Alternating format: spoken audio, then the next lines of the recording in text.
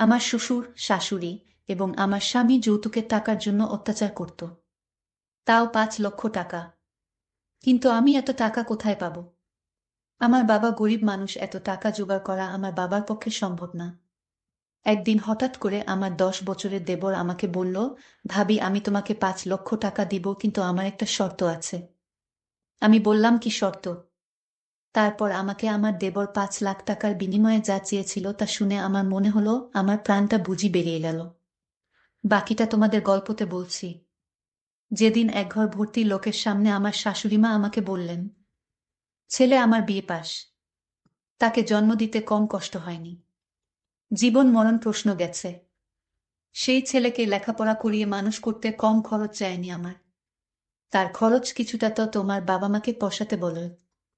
আমিও ঘর ভর্তি মানুষের সামনে বজ্রকণ্ঠে আশাতে কিছুটা ব্যঙ্গ করেও বলেছিলাম, আমিও তো বিবিএ অনার্স করেছি, মাস্টার্সে ভর্তি হয়েছি, লেখাপড়ার খরচ এখনো বাবা বহন করছেন।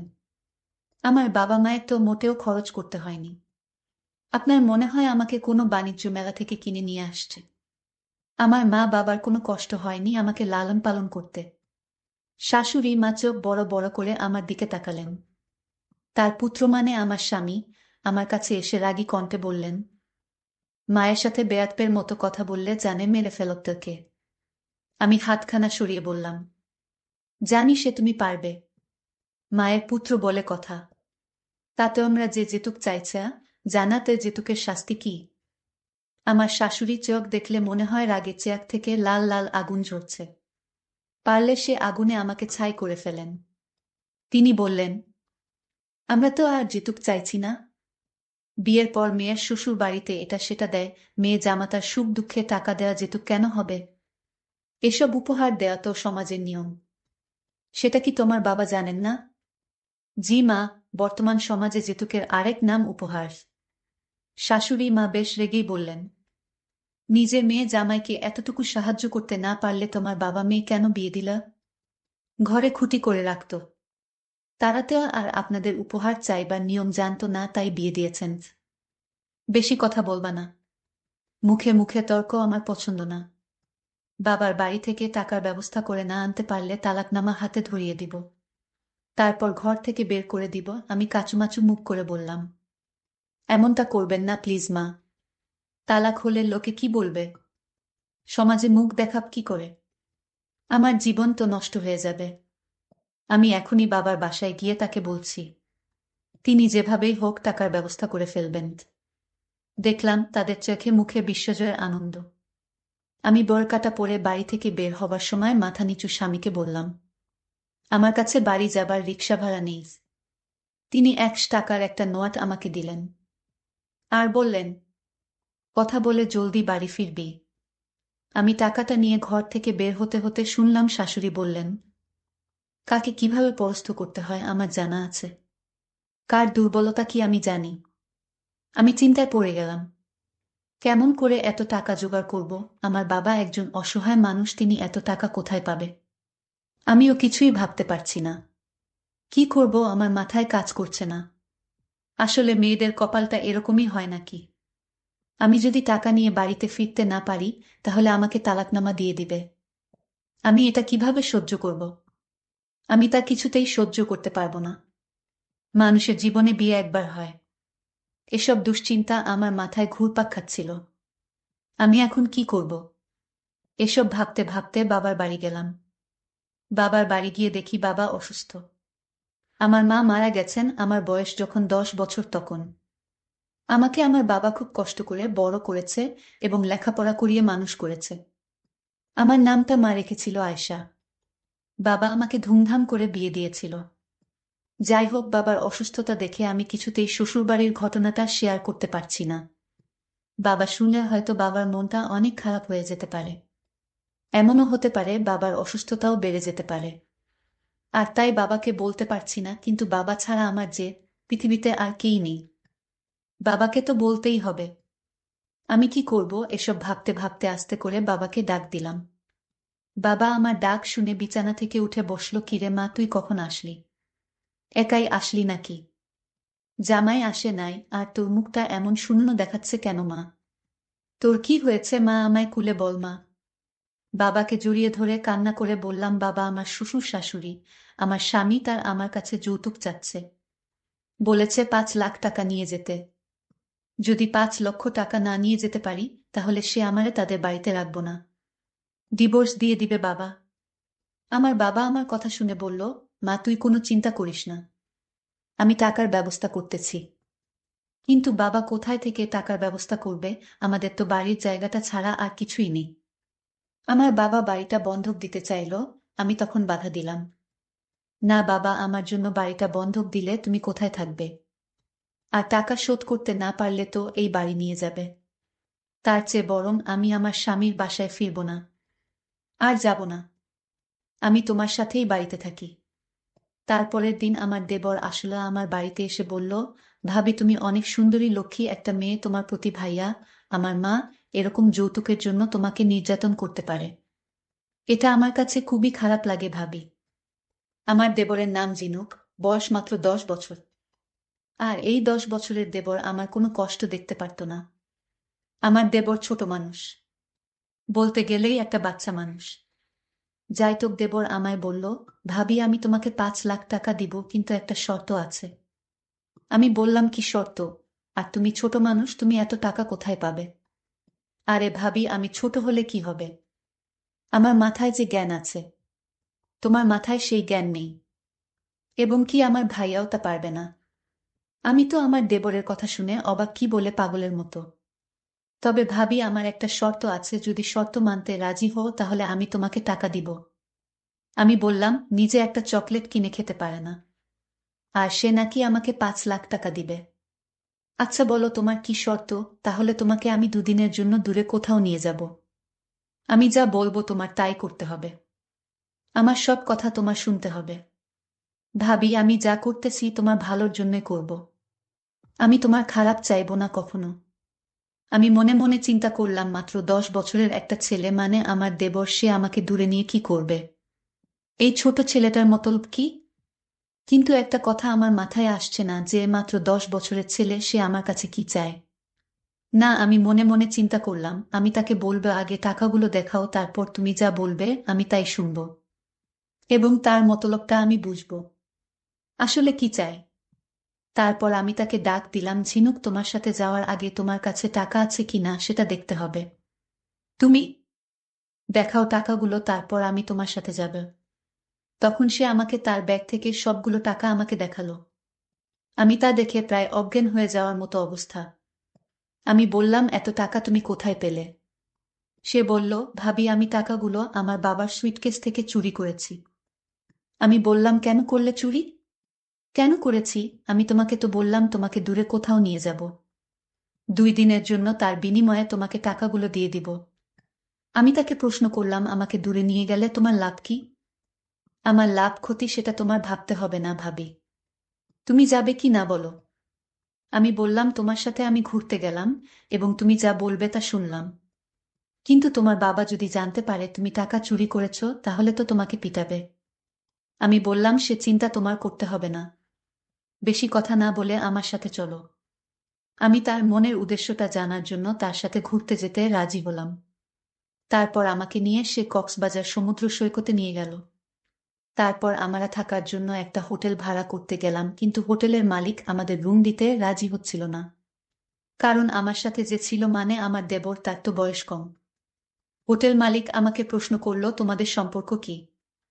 আমরা সম্পর্ক না জেনে আমরা রুমে থাকতে দেই না, এটা আমাদের নিয়মে নেই। তোমাদের সম্পর্ক কি? ভাবি তখন আমাকে একটু আড়ালে নিয়ে বলল, এখন আমাদের পরিচয় কি দিবে? আমি বললাম, ভাবি তুমি যদি কিছু মনে না করো তাহলে আমরা স্বামী স্ত্রী পরিচয়টা দিয়ে দেয়। এটা তো আমাদের মিথ্যা পরিচয়, 2 দিন সময় আমাদের তো কক্সবাজার থাকতে হবে। আর যদি আমরা রাতে কোথাও আশ্রয় না পাই তাহলে থাকবো কোথায়? তাই 2 দিনের জন্য মিথ্যা পরিচয়টা দিয়ে দেই।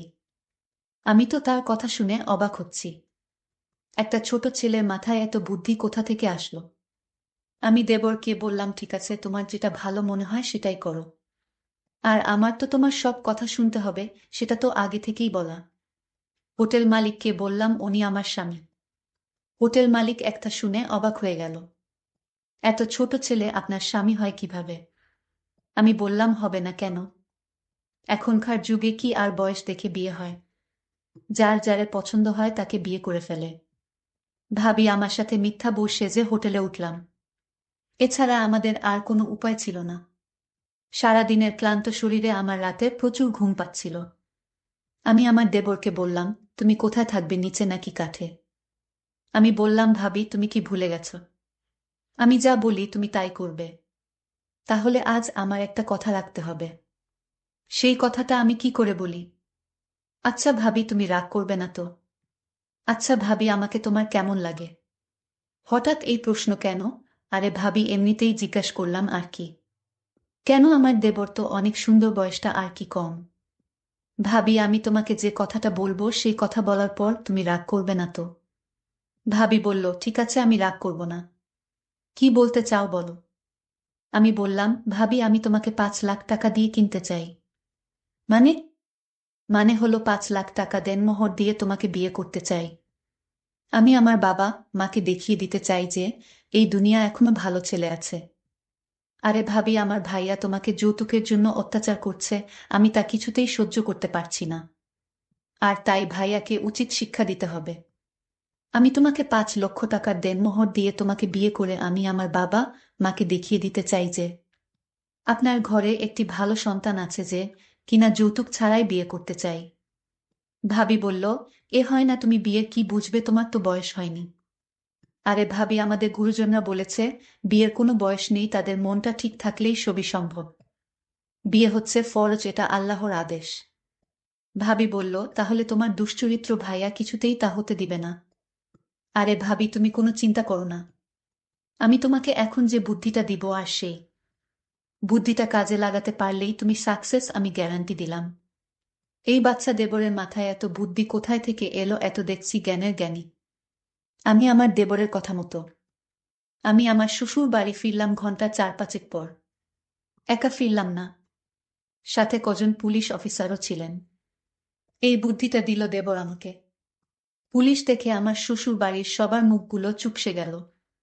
বড় যে পুলিশ অফিসারটি, তিনি ঘরের সবাইকে উদ্দেশ্য করে বললেন, যৌতুকের জন্য ঘরের বউকে অত্যাচার করার জন্য আপনাদের বউ মামলার আবেদন করেছেন।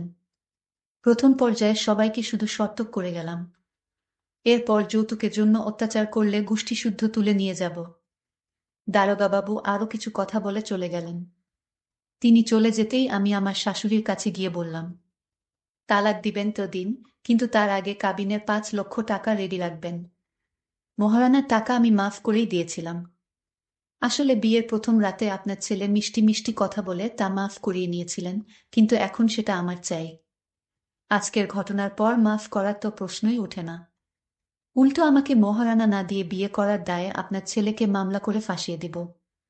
ও হ্যাঁ, আমাকে মারার চিন্তা ভুলেও করবেন না। আমি থানায় লিখিতভাবে বলে এসেছি, আমার সাথে অনাকাঙ্ক্ষিত কিছু ঘটলে, কোনো দুর্ঘটনা কিংবা যে কোনো ক্ষতি আমার হলে পুলিশ এসে আপনাদেরকেই ধরবে। আর হ্যাঁ, আমার কাবিনের টাকা রেডি করে জলদি আমাকে মুক্তি দিন। এমন লোভী পরিবারে থাকতে আমার গা গিন গিন করছে। এখন বাবার বাড়ি যাচ্ছি, নয়তো দেখা যাবে আমাকে মেরে অ্যাক্সিডেন্ট বলে চালিয়ে দিবেন।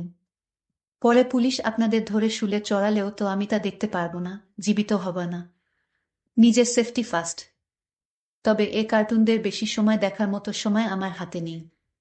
তারা নিশ্চিত ভাবতে পারছে না একটা চোরের মূল্য এবং আমাকে শোনানো কিছু অকথ্য ভাষা আর যেতুক চাইবার মূল্য তাদের এভাবে দিতে হবে। সকালে আমাকে যেতুকের দাবি করে চর না মারলে আজ আমি তাদের লক্ষ্মীমন্ত ঘরের বউ থাকতাম। তারা আমার শান্তশিষ্ট বিড়ালের মতো রূপটা দেখে ভেবেছিলেন আমাকে যাই মারুক, আমি তাদের পায়ের কাছে গিয়ে মিউ মিউ করব, কিন্তু তারা মানুষ চিনতে ভুল করেছে। বিয়ের আগে আমার নামে ভালো করে খোঁজ করলে জানতো বিড়ালের মুখোশ পরা একটা বাঘিনীকে তারা পুত্রবধূ করেছে। যেই আমি অন্যের সাথে অন্যায় হওয়াকে সমর্থন করি না, সে কিনা নিজের সাথে অন্যায় মুখ বুঝে সহ্য করে নিবে। হ্যাঁ, বিপদ আপদে আপন মানুষই আপন মানুষের পাশে দাঁড়ায়, সাহায্য করে। সে হোক ভাই বোন, আত্মীয়, বন্ধু কিংবা মেয়ে জামাই, কিন্তু সাহায্য চাইবারও ধরন আছে। তারা আমাকে বুঝিয়ে বলতে পারত, বলতে পারো তো ধার হিসাবে নিবে বা এখন সাহায্য করুক পরে ফিরিয়ে দিবে। কিন্তু তাদের চাইবার ধরন যেন আমার বাবার কাছে তারা টাকা পায়। অথবা আমার বাবা মেয়ে বিয়ে দিয়ে খুব ঠেকে গেছে, তাদের টাকা দিতে বাবা বাধ্য। যে যেমন তার সাথে তেমনই করতে হয়, যেমন কুকুর তেমন মুগুর। যাই হোক, বাবার বাড়ি যাচ্ছি, বাবাকে ঘটনাটা বলতে হবে। জানি বাবা শুনলে মুচকি হেসে বলবেন, ঠিক করেছিস। আমার মায়ের বাংলাদেশ, বাংলার সরল মায়ের মতোই চিন্তায় কেঁদে কেটে এক করবে। তাকেও সামলাতে হবে। সকাল থেকে কি খারাপ দিনটাই না গেল, আর সহ্য হচ্ছে না। চা খেতে হবে, কড়া লিকার। আমি বাবাকে বললাম, বাবা এমস্ত কিছু করেছে এবং আমাকে বুদ্ধি দিয়েছে আমার 10 বছরের দেবর। তার কোনো তুলনা হয় না। তার মাথায় এত বুদ্ধি আল্লাহ দিয়েছেন। আজ যদি এমন একটা দেবর আমার পাশে না থাকতো, তাহলে আমার কি অবস্থা হতো বাবা? আমার কথাগুলো শুনে বাবা কান্না গলায় বলল, তোর দেবর কোথায়? ওকে ডাক, ওকে আমি সেলুট জানাই।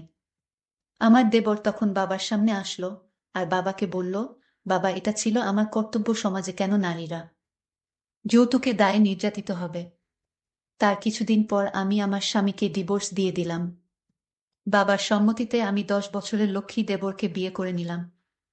আমি এমনি একটা ভালো ছেলে চেয়েছিলাম। আল্লাহর কাছে চাইলে খালি হাতে ফেরত দেন নাই। আমি বিয়ের আগে নামাজ পড়ে দোয়া করতাম, আমি হে আল্লাহ, তুমি আমার জীবনে একটা ভালো মানুষ দিও। আজ সেই আশা আল্লাহ পূরণ করেছে। যেতুক নামক সামাজিক ব্যাধির চিকিৎসা কিছুটা কেশলে করতে হবে। আজ আমার দেবরের মতো কৌশল ব্যবহার করলে বা সমাজের প্রত্যেক ছেলে যদি আমার দেবরের মতো হতো, তাহলে সমাজ পরিবর্তন হয়ে যেত খুব সহজে।